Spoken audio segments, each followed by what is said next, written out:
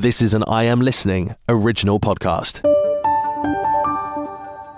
Well, this is the idea of the surveys, to get the public's views, especially Maidstone Borough, because that's our top priority. I want all people to be safe in Maidstone, but especially women and girls. I want them to be safe, feel safe when they go out of an evening and not have to worry about things. But I'm afraid that's not what it's like at the moment out there. Welcome to the Kent Politics Podcast. Hello and welcome to this week's edition of the Kent Politics Podcast. I'm Nikki White, Senior News Editor with the KM Media Group, and I'll be looking at some of the things our councils and MPs have been up to this week. First up, it's all change again at Kent County Council. This week, the political landscape of KCC received a shake-up at the hands of ex-Reform members. 7 former Reform UK councillors, 6 of whom were expelled in the fallout from the leaked video meeting scandal, have joined Restore Britain, which is led by Rupert Lowe, the MP for Great Yarmouth in Norfolk. He himself was elected as a Reform MP in 2024, but lost the whip from Nigel Farage's party in March 2025.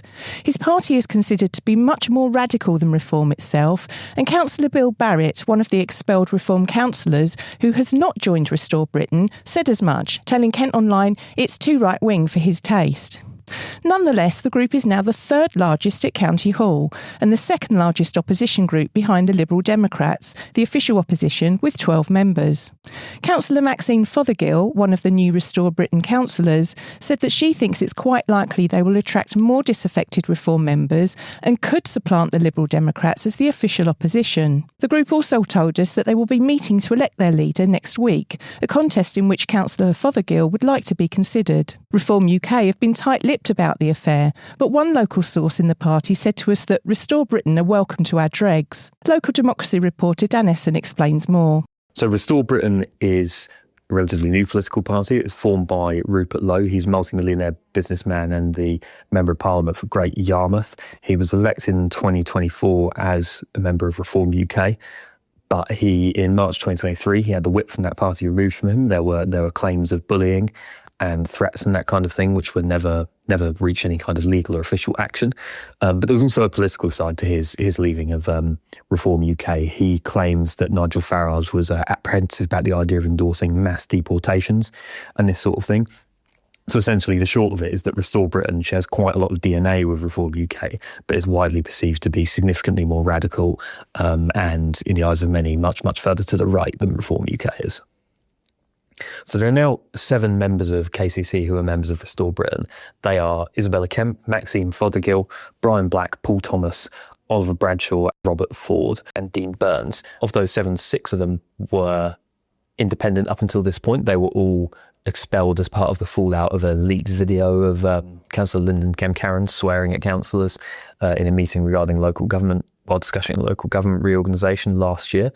But one of those, Dean Burns, he wasn't expelled from the party then. He was a cabinet member. He was sort of quietly and mysteriously removed from his cabinet post back in December. And he has defected straight from Reform to Restore Britain in the past day. Don't know whether it will be meaningfully damaging for Reform UK.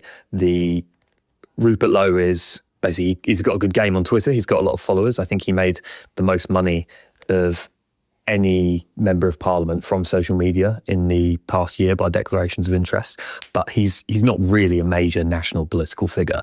He was elected as a member of Reform. Reform UK has an awful lot of brand recognition by virtue of the fact that it is Nigel Farage's party. Rupert Lowe doesn't have that level of charisma or name recognition or popularity. And not to mention KCC isn't going up for a vote anytime soon and probably never will, because KCC is being abolished in the next couple of years and will be replaced with a unitary authority.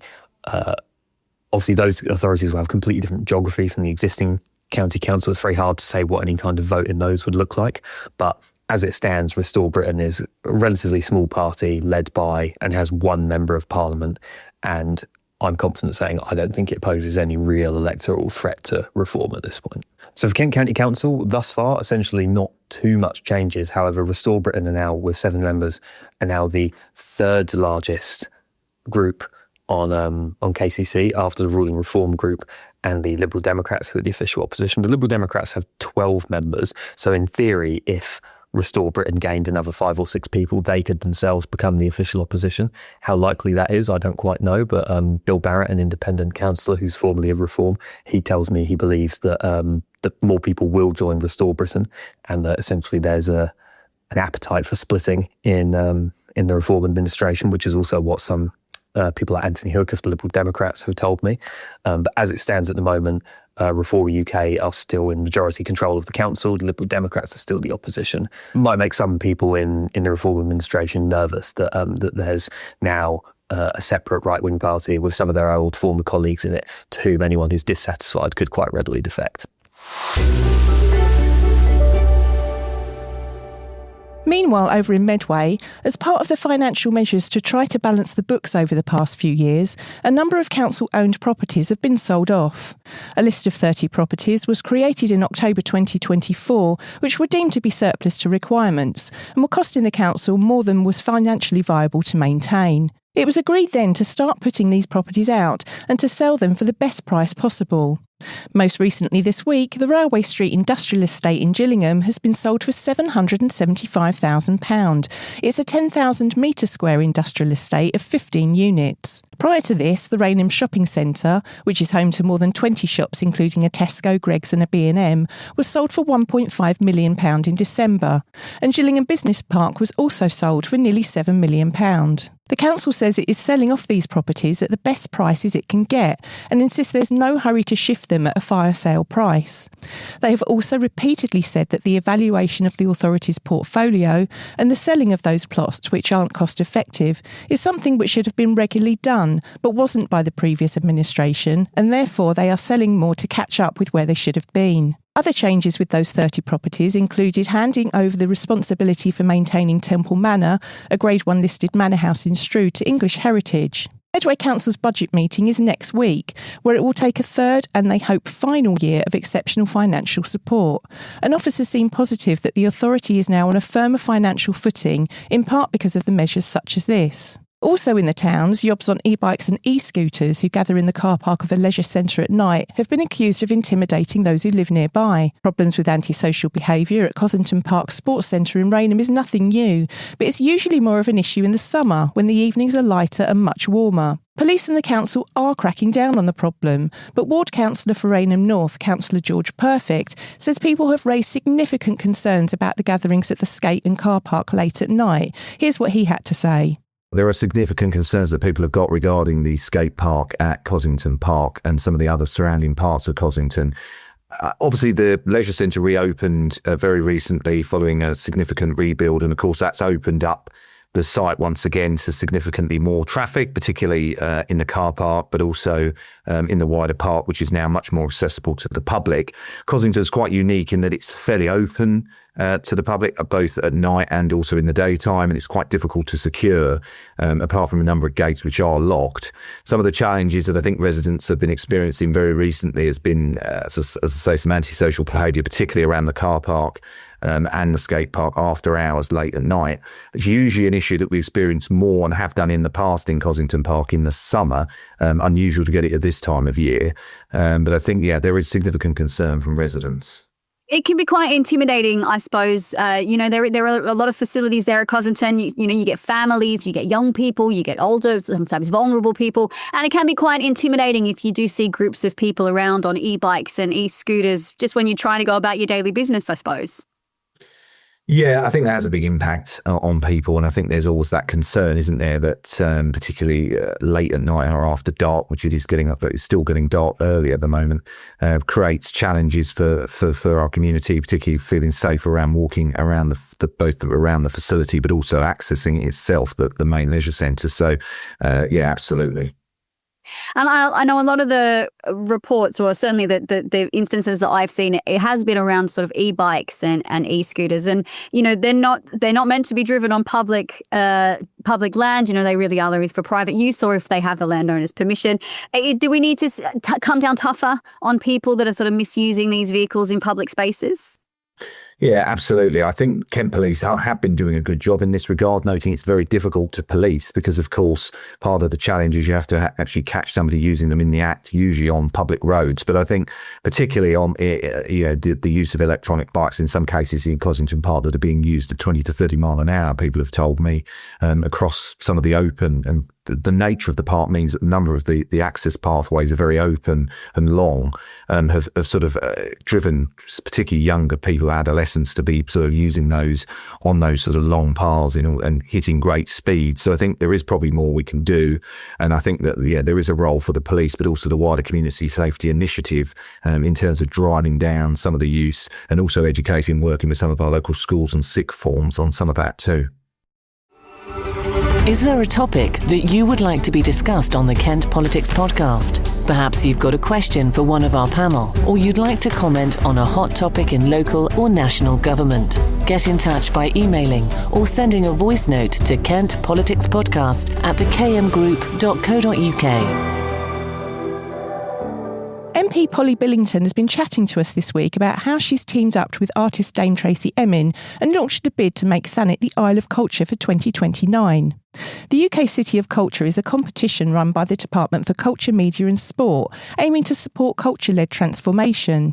Cities, towns and regions put forward bids expressing why they think they should earn the title, and Thanet is certainly a contender. Just ask Madonna, who has become a big fan of Margate. Polly and Dame Tracy say the district's vibrant attractions deserve to be highlighted, especially as it has unique challenges as one of the most deprived areas in the South East. Here's what Polly had to say. We've put together this bid and we're calling it Thanet Isle of Culture because Thanet is an island. It was an island, and after the Wantam Channel silted up, we became connected to the mainland. But we need to use culture to connect to each other as well as to the rest of England, to tell our story to each other and to the rest of the country, so that we can attract people to come here to enjoy what is a fantastically rich heritage of culture, right from the fact that the beginnings of the origins of the country begin in Thanet, with the Romans rocking up here, Vikings rocking up here, St. Augustine founding Christianity here. We've got some of the fundamentals of how Britain came to be Britain right here in Thanet.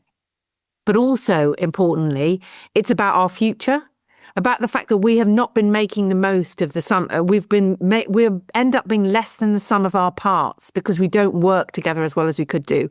I'm bringing the whole isle together to celebrate who we are, our heritage, but also who we are now and what we'd like to be in the future. That's what's so exciting about this.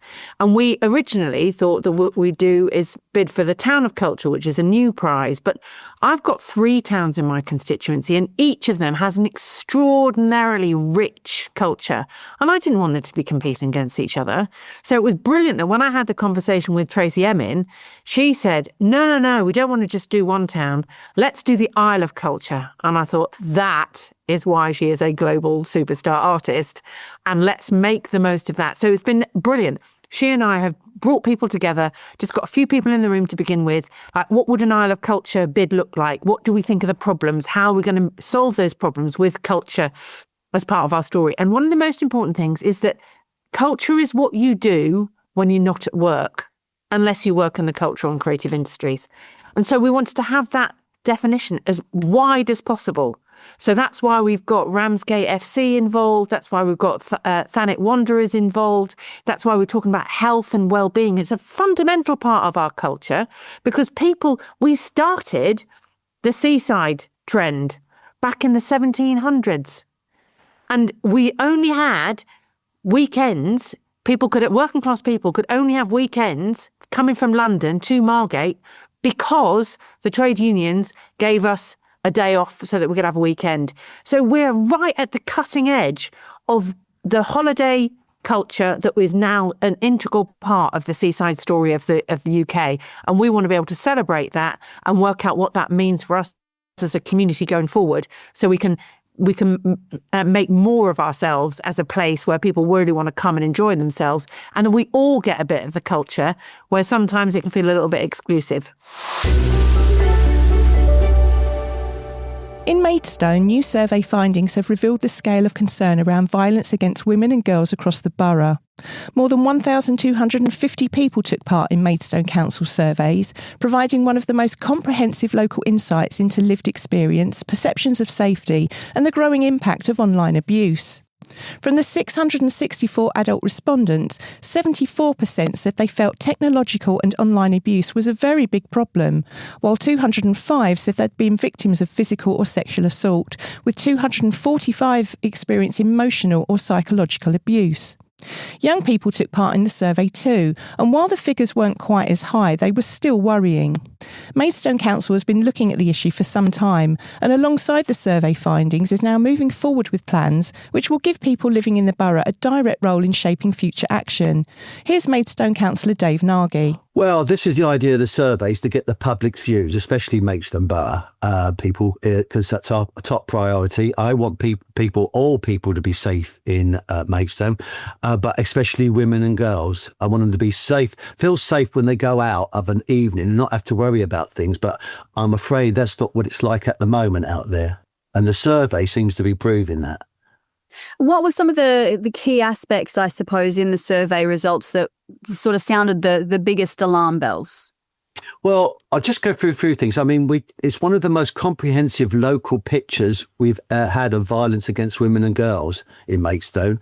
And the scale of concern is quite stark, actually. Nearly 3/4 of adults told us online that technical abuse is a major problem. Yet only 15% recognised it as violence. That gap is understanding and is deeply worrying, actually. People are changing how they live their lives to feel safe, from walking different routes to carrying different safety apps and whistles. And that should concern us all, actually. Life at the moment seems to be, you go out the door, do you feel safe? And what's powerful is not just the concern, but the response. Our citizen deliberation programme is fully subscribed because residents want to be part of the solution. And hopefully we will find some sort of solution. Obviously, we're not government, but in Maidstone Borough, we'll do our best to make sure everyone feeling safe, especially women and girls, when they go out. But by bringing people together, their lived experiences, young people's voices, professionals and charities were taking a joined up long-term approach to prevention and culture change, because I think that's basically one of the things is change, and the sooner the better. So what is council doing? What can we do to reverse these statistics and help people feel safer on the streets? Well, that's the idea of the survey. If we get what people thinking out there in our survey, and we've had a great response, we're covering all age groups, sexes and everyone. So we have got a wide cross-based public opinion when it's finished. So I think as it comes under me, that's one of my top priorities is girls against violence and women and girls is got to be a top priority. We can't go on like we are, has to change, and maybe this could be the stepping stone. I'm hoping the government will show interest in the survey, because I don't think anyone else is doing surveys like we're doing.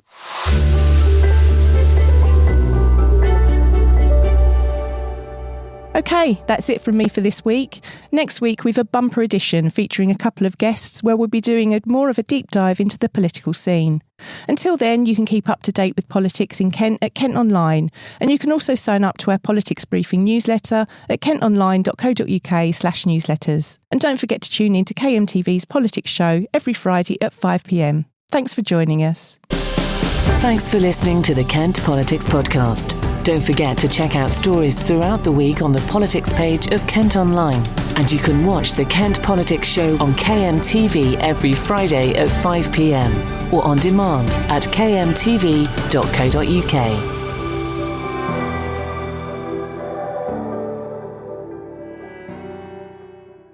This has been an I Am Listening original podcast. For more information, head over to our website, im-listening.co.uk.